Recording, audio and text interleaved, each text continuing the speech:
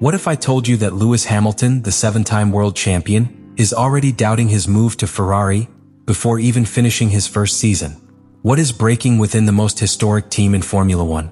Ferrari arrived in Las Vegas with one goal: to prove that it can still compete among the greats. But before the SF25 started its engines, the team was already facing its toughest race, and it wasn't on the track, but in the hallways of the paddock and in the media.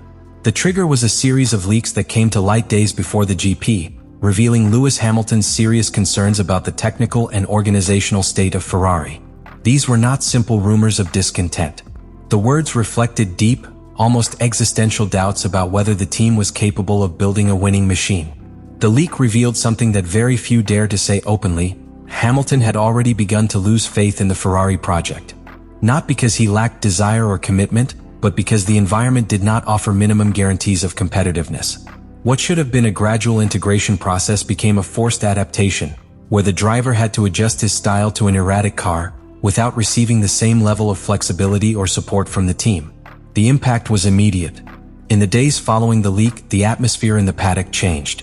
Rival teams began to observe internal movements at Ferrari more closely. Engineers and analysts speculated about the possibility of a major fracture in the team's technical structure. Some media even suggested that the leak could have come from within Hamilton's entourage, not as an act of sabotage, but as a warning cry.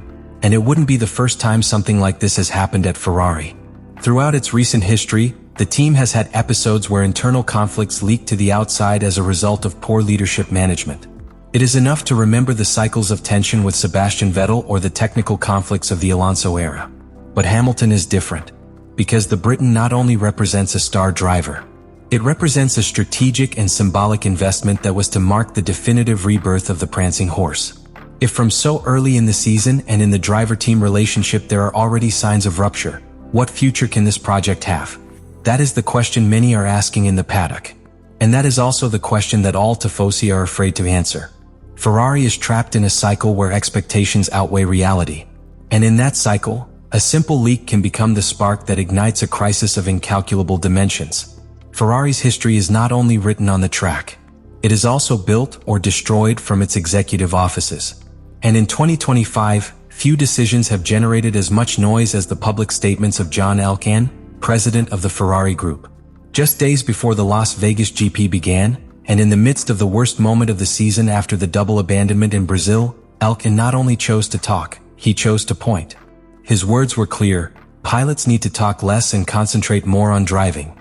A phrase that, although disguised as general self-criticism, had an obvious target: Lewis Hamilton and Charles Leclerc. The message not only left its two main sporting assets exposed, but also undermined the team's morale at a time when cohesion should be a priority. The reaction was immediate and polarizing. The media picked up the message with astonishment. Analysts interpreted it as a strategic error. And the entire paddock understood that something serious was happening behind the scenes in Maranello. Elkann, instead of protecting his pilots, decided to expose them. And he did it publicly, which multiplied the impact of his words and unleashed an institutional storm. Jenson Button, former world champion and now respected analyst, put it bluntly: you only have two drivers in the team. Why not talk to them directly? Why do it in front of the whole world? His criticism was not isolated. Many within the Formula One environment agreed that the form was as problematic as the substance. If there was an internal crisis, it had to be resolved internally. If unity was sought, one could not begin with confrontation.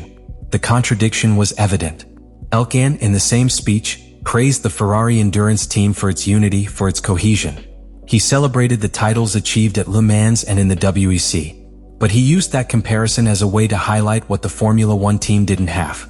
As if the lack of results in F1 were explained only by the errors of those behind the wheel, ignoring the structural problems of design, strategy and management that have affected the SF25 since its conception. Leclerc, diplomatic but forceful, responded on social media with a message that sounded like a warning: only unity can help us change the situation in these last 3 races. He didn't use names, nor did he raise his voice. But his choice of words was surgical. Unit.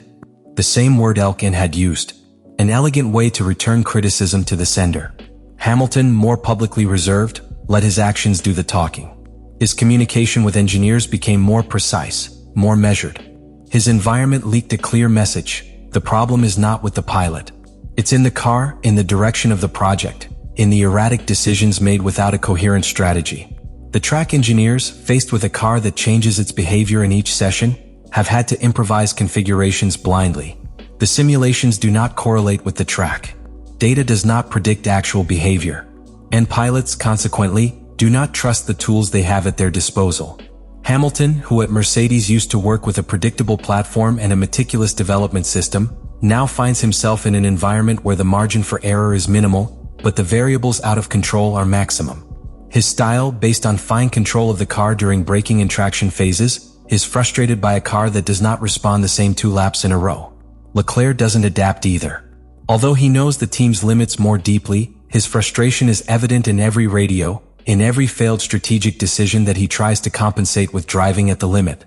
And so, race after race, Ferrari has ended up trapped in a loop of partial solutions that do not attack the root of the problem. What began as a promise of technical evolution has turned into an operational nightmare. A car that does not forgive. A technical direction that improvises. And 2 pilots who, despite their talent, can only survive within a structure that does not support them. The question is no longer whether Ferrari can fight for the championship. It is whether it can recover the technical credibility that it has been losing with each mistake, with each statement disconnected from reality, and with each race where the SF25 demonstrates that it is far from being a competitive weapon. Las Vegas is the ultimate symbol of entertainment. Lights, glamour, noise, but behind the shine, the densest tension of the season is hidden. Ferrari arrives in Nevada not only with the sporting pressure of scoring points, but with the emotional burden of an unresolved internal crisis. And in this context, the Las Vegas Grand Prix becomes more than just a race. It is the epicenter where everything can explode. The atmosphere is suffocating. The streets of the Strip are full of advertisements, parties, exhibitions. But in the Ferrari paddock, awkward silence reigns.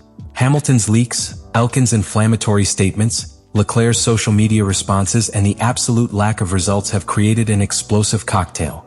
And all this on the most unpredictable circuit on the calendar, where any mistake is paid for with abandon and where the spotlights are unforgiving. Internally, the team is walking a tightrope. The media pressure is brutal.